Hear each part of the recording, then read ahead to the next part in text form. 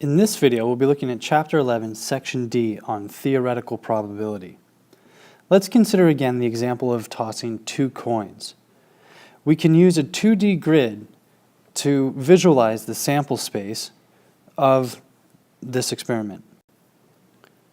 Remember, for coin 1, we have two possibilities. We could flip either a heads or a tails.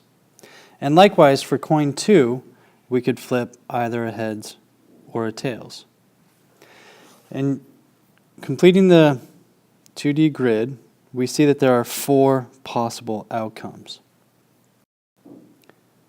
Now we could run an experiment to determine the probability of flipping 2 heads.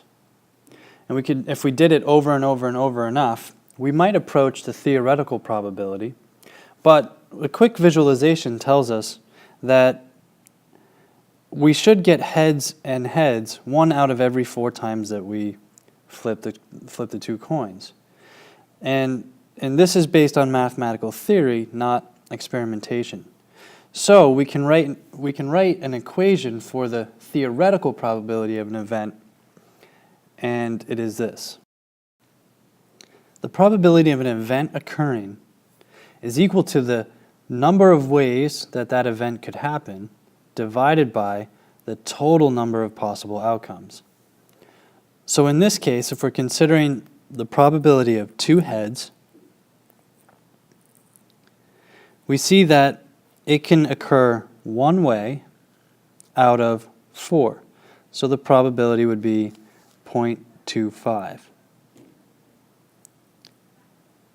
Now if we're interested in the probability of flipping a heads and a tails, and in this case order doesn't matter, we can see that there are 2 ways that we could get that from the 2D grid, here and here. So the probability would be 2 out of 4, or 0.5. Let's take a look at another example. This time we're going to toss 3 coins, and we want to write down a list of all the possible outcomes. After, we want to find the probability of getting 3 heads, at least 1 head, and 3 heads if it is known that there is at least 1 head.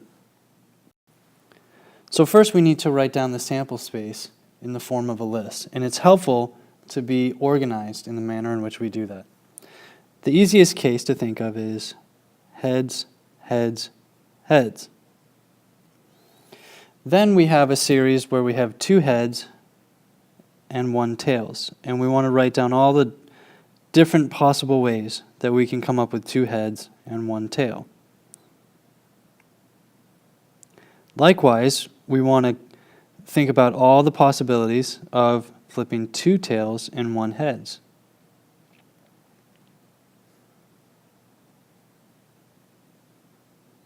And lastly, we have the case where we have 3 tails. So for part A, we want to find the probability of flipping 3 heads. And from our list, we can see that there's only 1 case out of the 8 where that's true. So our probability is 1/8.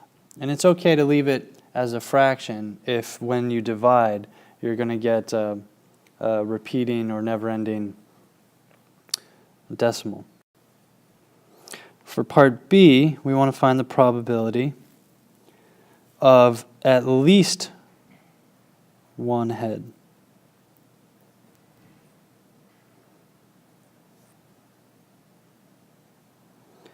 So we need to find all the cases where we have at least 1 head.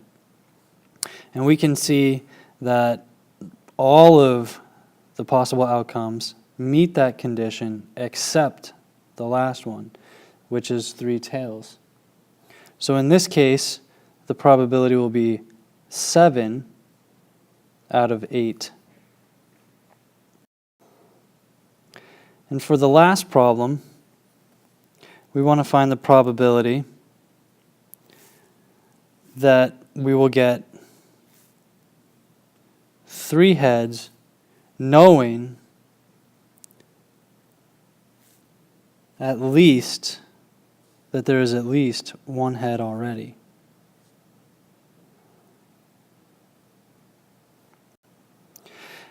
Now what we're doing here is limiting our original sample space. It's a given now that there must be at least 1 head, so we can now exclude the tails, tails, tails case from our sample set. And we know, again, that there is 1 case where there are 3 heads, but now our sample space is 7 and not 8. So our probability becomes 1/7, given this condition. In this example, we're given a die that has the numbers 0, 0, 1, 1, 4, and 5, so not a normal die. It's rolled twice. We want to illustrate the sample space using a 2D grid and then find the probability of getting a total of 5 from our 2 rolls, or then 2 numbers which are the same. So first we need to draw a 2D grid, and here it is for this case. From this 2D grid, we can see that there are 36 possible outcomes for rolling a 6-sided die twice. Now, if we're interested in the first question, question A, and finding the probability of a total of 5,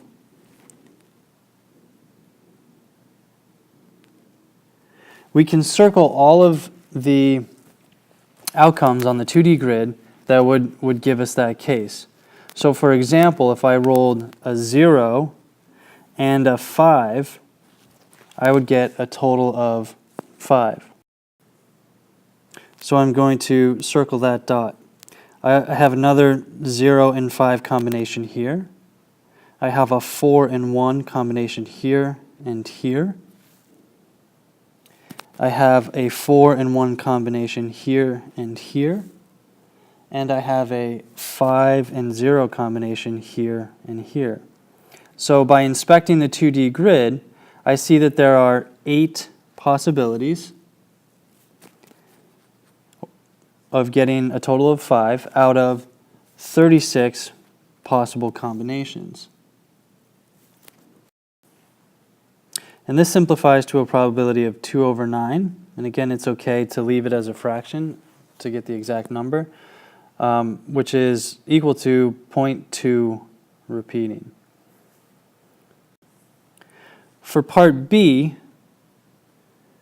I want to find 2 numbers which are the same. So rolling a 0 and a 0 or a 1 and a 1, for example.